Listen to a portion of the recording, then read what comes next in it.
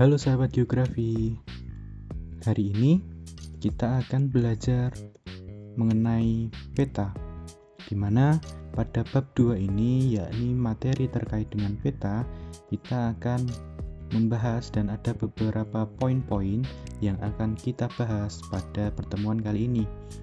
Di mana yang pertama kita akan belajar terkait dengan pengertian peta. Kemudian kita belajar terkait dengan jenis-jenis peta, kemudian terkait dengan fungsi peta itu sendiri, kemudian terkait dengan proyeksi peta, kemudian terkait dengan keterampilan dasar dan membaca peta, kemudian yang terakhir kita akan belajar bersama terkait dengan manfaat peta. Pengertian peta. Peta adalah gambaran permukaan bumi pada bidang datar dengan skala tertentu melalui sebuah sistem proyeksi.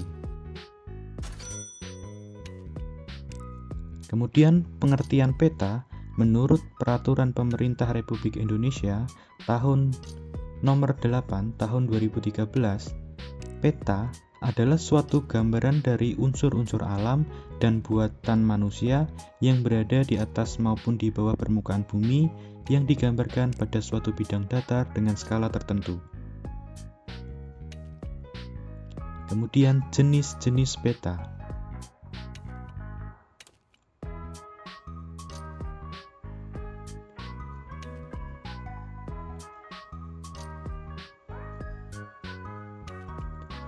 Peta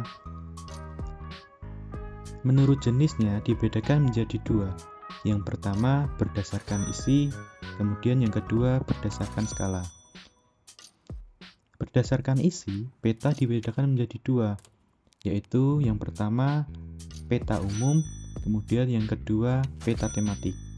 Sedangkan jenis-jenis peta berdasarkan skala dibedakan menjadi 5. Yang pertama ada peta skala kadaster, kemudian yang kedua peta skala besar, kemudian yang ketiga peta skala sedang, kemudian yang keempat peta skala kecil, dan yang terakhir peta skala geografis. Nah, ini merupakan jenis peta berdasarkan isinya. Yang pertama adalah peta umum. Peta umum merupakan peta yang menggambarkan permukaan bumi secara umum, baik bentang alamnya maupun bentang budayanya. Kemudian yang kedua adalah peta tematik, di mana peta tematik ini merupakan peta khusus yang memberikan gambaran tentang fenomena tertentu di permukaan bumi atau peta yang bersifat khusus.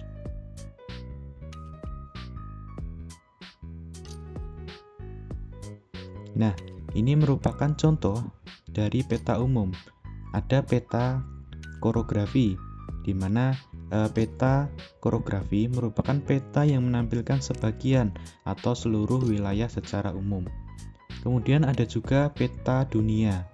Peta dunia di mana peta yang menampilkan seluruh negara yang ada di dunia dan gambaran bentuk muka bumi di dunia secara umum.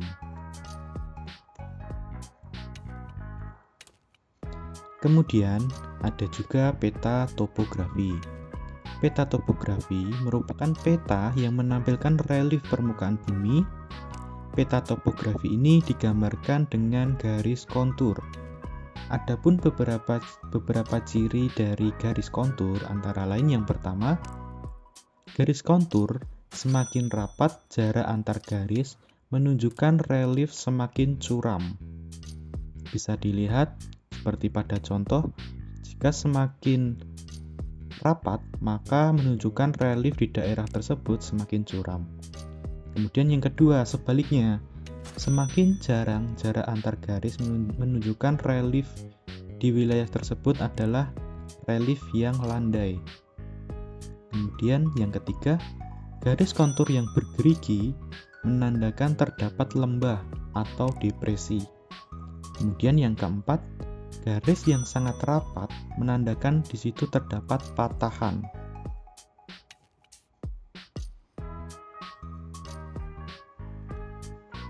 Kemudian selanjutnya contoh dari peta tematik. Salah satu contohnya adalah peta persebaran suku bangsa di Indonesia. Jadi setiap suku bangsa diberi simbol warna yang berbeda.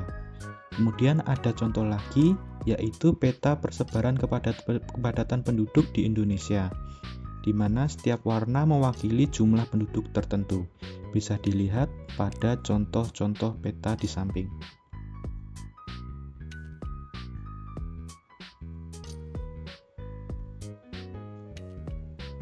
Kemudian peta kadaster, di mana peta kadaster ini skalanya berada di antara 1:100 sampai 1:5000.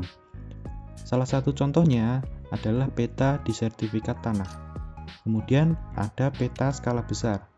Peta skala besar ini memiliki skala antara 1:5000 sampai 1:250.000. Adapun contoh peta dari peta skala besar ini adalah peta untuk perencanaan wilayah. Kemudian yang ketiga, ada peta skala sedang. Peta skala sedang ini berada skalanya antara 1:250.000 sampai 1:500.000. Contohnya adalah peta provinsi. Kemudian yang keempat ada peta kecil. Peta kecil adalah peta yang skalanya antara 1:500.000 sampai 1:1 juta. Contohnya adalah peta negara. Kemudian yang kelima, yang terakhir, ada peta skala geografis. Peta skala geografis ini skalanya berada di atas 1:1 juta. Contohnya adalah peta dunia. Fungsi peta.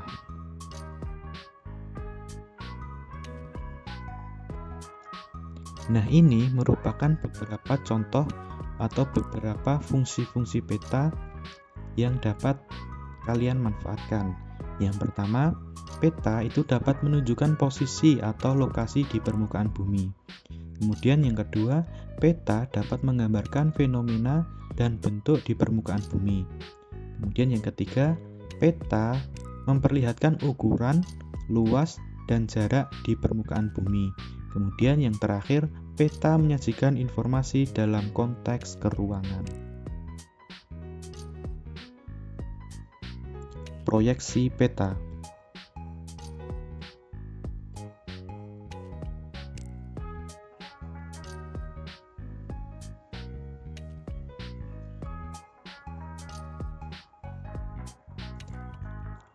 Jenis proyeksi peta dibedakan menjadi 4. Yang pertama, berdasarkan bidang proyeksi. Kemudian yang kedua, berdasarkan posisi sumbu simetri bidang proyeksi. Kemudian yang ketiga, berdasarkan kedudukan bidang proyeksi terhadap bumi.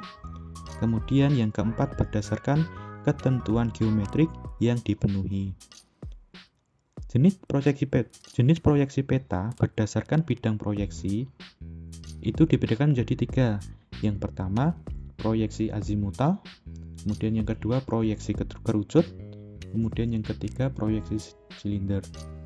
Kemudian jenis proyeksi peta berdasarkan posisi sumbu simetri bidang proyeksi dibedakan menjadi 3 juga. Yang pertama, proyeksi normal. Kemudian yang kedua, proyeksi transversal. Kemudian yang ketiga, proyeksi miring. Kemudian, jenis proyeksi peta berdasarkan kedudukan bidang proyeksi terhadap bumi dibedakan menjadi 2. Yang pertama, proyeksi tangen, dan yang kedua, proyeksi sekant. Kemudian yang terakhir, jenis proyeksi peta berdasarkan ketentuan geometrik yang dipengaruhi dibedakan menjadi 3. Yang pertama, proyeksi equidistant, kemudian yang kedua, proyeksi konform, kemudian yang ketiga, proyeksi ekuivalen.